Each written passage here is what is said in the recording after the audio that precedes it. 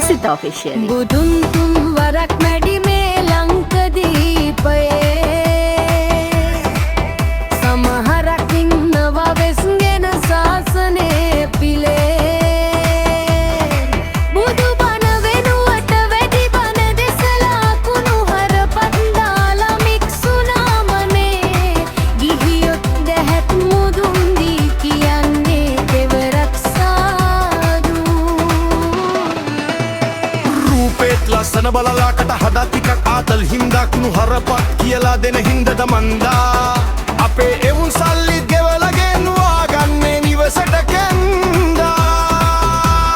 සෝමහාමුදුරුවනේ ඔබ වැනි හොඳ හිමියන් නැවතත් පහළ වෙවනම් කොයිතරම් ලස්සන වේවිද මේ රටේ පින්වතුන්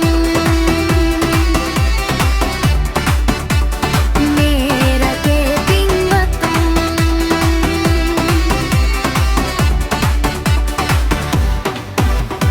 ධර්මය පතුරනවා වෙනුවට කන්දක් ජැක්කොත් පන්සල් හදනවා අහස උසට හිමියන් බුදුන් දෙසූ දහම විකුණා ඔය තරමට පන්සල් හදලා ධර්මය දේශනා කරන්නට ඉදී විද හොඳ බුද්ධ පුතුන් මේ ශාසනේ